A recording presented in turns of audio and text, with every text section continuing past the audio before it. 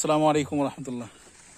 আজকে বাড়িতে এসে আমার একটা গাছে দেখতেছি 5টা আম ছিল, 6টা আম ছিল, এখন দেখছি 5টা। তো ওটাকে আব্বু বলছে যে তাহলে দেখি এখানে আছে নাকি। তো গাছের নিচে খুঁজতে খুঁজতে এখন দেখি গাছের নিচে পড়ে রয়েছে, আমটা পেকেও গেছে। তবে আরও কয়েকটা ছিল, ওগুলো পেরে নিলাম। আজকে রাত্রেবেলা দেখাবো যে আমটা খেতে কেমন।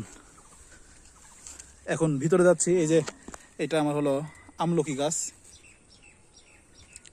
আর সূর্যমুখী লাগিয়েছিলাম অনেক দিন হলো।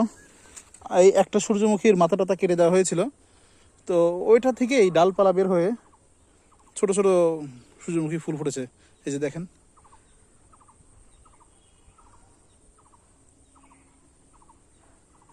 আর পাট যেহেতু বড় হয়ে গেছে এই কারণে এত পরিমাণে গরম। এই যে একটু আগে কিন্তু পানি দেওয়া হয়েছে, তো পানি পড়ে এখানে আর কি ভিজে গেছে। কাঠিমন গাছে এই পাশে যেগুলো হয় খুব ভালো। এই যে দেখেন কত বড় বড় হয়ে গেছে। এই পাশে একটা,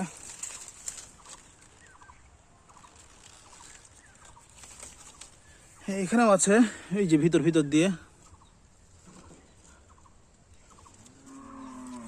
আর আমাদের বাড়িতে মানে সব থেকে যেটা আকর্ষণীয় সেটা হলো গ্যান্ডারি। এর আগে গ্যান্ডারি খেলাম, গ্যান্ডারি দেখালাম আপনাদের। মানে এত মোটা মোটা গ্যান্ডারি, সার বিষ তো কিছু দেওয়া হয় না, পাশের জমি থেকে এই পাটের ইসের থেকে যে পরিমাণে আসে এটাই অনেক। এই যে এখন দেখাই গ্যান্ডারি, দেখেন কি মোটা মোটা।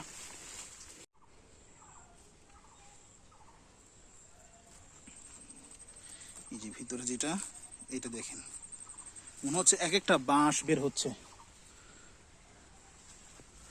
ওই পাশে আরো কয়টা রয়েছে। এই যে এখানে জিনাইন কলা, এই জিনাইন কলা এত পরিমাণে ডাই হয়েছে। এই যে এটাতে হলো এইখানে, এই যে এগুলো, এইখানে সামনে প্রচুর পরিমাণে জঙ্গল। আর ভিতরে যেতে চাচ্ছি না কারণ গতকালকেই আমাদের বাড়ির পাশে একজন, নাম হলো আব্দুল মুমিন, ওকে গুক্কু সাপে কামড় মারছে। তো ভয় কার জানে নেই, সাপ পোকার ভয় তো সবার জানাই আছে, তাই চলে আসলাম। আর ভিতরে যাব না। তো আজকের ভিডিও এই পর্যন্তই।